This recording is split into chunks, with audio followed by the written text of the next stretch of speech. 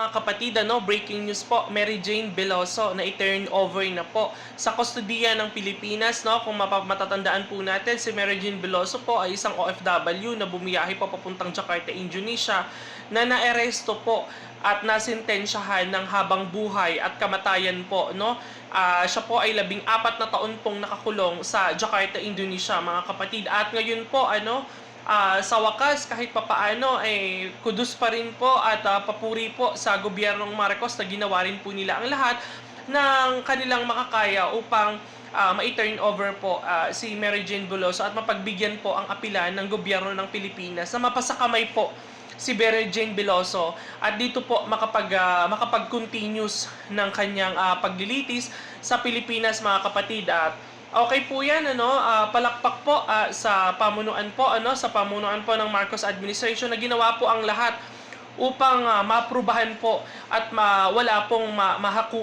mahatulan ng bitay, na mga OFW. Dahil bilang OFW po, katulad po natin, ay masakit po sa atin yun, kung sa atin pong pamilya mangyayari iyon, na ang isang OFW ay nagpunta lamang po sa ibang bansa upang maghanap buhay at makapagbigay po ng maayos na pamumuhay sa kanilang pamilya sa Pilipinas. Ngunit sa kasamaang palad,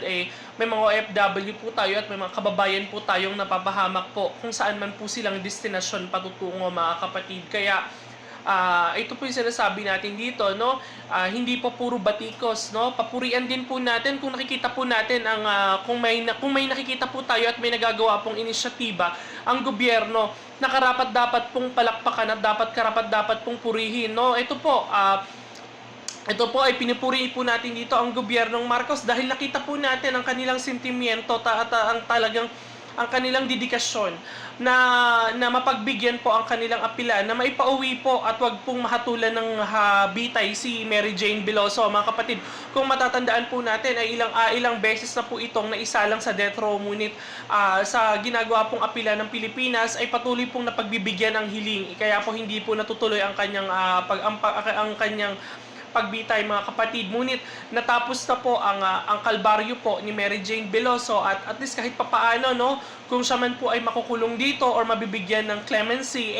nasa gobyerno na po ng Pilipinas ang pagpapasya. Pero alam po natin, kung atin pong pagmamasdan at pagbabasehan po ang kasaysayan ng mga nangyayari po sa Pilipinas, first time in the history lang po nagkaroon ng ganito pong senaryo, na ang isang OFW na nagkaroon ng kasalanan sa isang bansa ay may turn over po sa Pilipinas, at doon po magpapatuloy ng kanyang sentensya. Kumunit anuman po ang magiging desisyon, ulitin po natin, anuman po ang kanilang naging pag-uusap ng gobyerno ng Indonesia at ng gobyerno ng Pilipinas, ayun po ay labas na po sa atin, hindi na po natin tatalakayin yun. Kung ang gobyerno po ng Pilipinas ay nagbayad dito or hindi man po, labas na po tayo doon, mga kapatid. Ang importante po ay napauwi po ng buhay at nailigtas po ang isang buhay ng OFW na nagpunta lang po sa bansang Indonesia para maghanap buhay, ngunit sa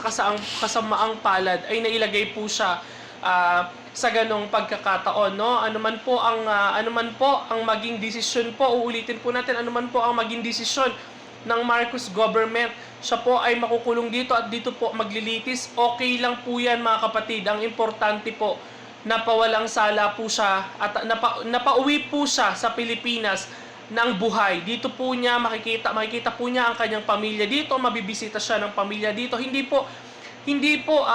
po biro na mawalay ka sa pamilya mo ng 14 na taon nang hindi mo nakikita at hindi mo nasusubaybayan, sa katulad po ni Mary Jane Veloso na siya po ay may anak, mahirap po sa kanyang naging sitwasyon at naging kalagayan po, at ang pangungulila po ng kanyang magulang, ang nanay at ng tatay na sa kanilang anak ay ngayon po ay kahit papano ay matutuldukan at mawawakasan na po. Hindi pa man po ganun tapos ang kanyang kalbaryo. At the end of the day, kahit papaano, unti-unti pong nabubuksan ng pintuan at nagbubuksan po ng pagkakataon si Mary Jane Veloso na mapatunayan po, At alam naman po natin, mga kapatid, na ang isang OFW po ay ang hangad lang po niyan ay makapagtrabaho at makalabas ng bansa upang makapagbigay po ng maayos na pamumuhay at maayos na buhay para sa kanyang anak at sa kanyang pamilya, Ay kudos po at papuri po sa gobyernong Marcos, Hindi po, ulitin natin, Hindi po porket ang pinupuri natin ay palagi pong mga Duterte, bigyan din po natin. Hindi po tayo po ay Duterte diehard supporters, tayo po ay isa sa mga DDS sa tagapagtanggol ng DDS. Pero puruhin po natin ang inisyatibang ito dahil isang Pilipina po na OFW, na bayani po, na isang bayaning buhay po ang nagpatotoo na may katapusan po at matutuldukan din po ang lahat ng kalbaryo na pinagdadaanan. Kaya sana hindi lang ito at sana masundan pa ng maraming mga OFW na nalalagay po sa bingit ng kamatayan at nalalagay po sa alanganin, ay sana kahit papaano ay magkaroon pa po ng marami pang bansa na mga nalalagay po sa alangan at mapagbigyan po ang apil ng gobyernong Pilipinas upang ang ating mga kababayang Pilipino ay mabawasan naman po ang kanilang mga hinanakit at pasanin. Wag na lang po, okay naman sanang makulong, wag na lang sanang hatulan ng habang buhay na wag naman po sanang bitayin. Kasi okay na yon, mapababa yung sentensya dahil hindi naman po niya ginusto na siya ay mapahamak, mga kapatid. Palakpakan po natin yan ang Marcos administration sa ginawa po nilang pagtugon, sa ginawa po nilang aksyon laban po dito sa pagbitay po kay Mary Jane Veloso, mga kapatid. Hindi po biro, uulitin natin ang 14 na taon pagkakabilanggo at pagkawalay sa pamilya, na ang hangad lamang po ay matustusan ng kanyang mga anak, ang kanyang pamilya, at mabigyan ng magandang buhay at maayos sa pamumuhay ang kanyang mga magulang, ay nauwi po sa bangungot po ng pagkakabilanggo na humantong na sa 14 na taon, mga kapatid. At ngayon nga,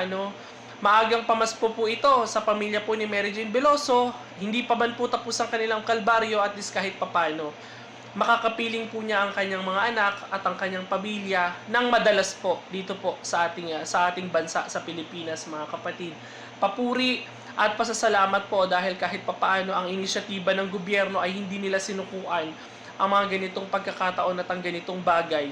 na hanggat hindi po na ito turn over sa gobyernong Pilipinas, hindi po nila sinukuan at hindi po nila tinigilan.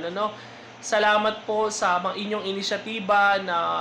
ang ating kababayang OFW ay maligtas po sa bingit po ng kamatayan. Maraming salamat po. Kayo po, mga kapatid, ano po ang inyong mga sasabi sa naging pasya po ng gobyerno ng Indonesia at gobyerno po ng Pilipinas na mapasakamay po ng gobyerno ng Pilipinas si Mary Jane Veloso, mga kapatid? Kung ikaw ay isang OFW at pabor ka sa naging desisyon nito, mag-comment ka at ipahayag mo ang iyong sentimiento at ang iyong kakayahan at ang iyong pagkasaya sa naging desisyon po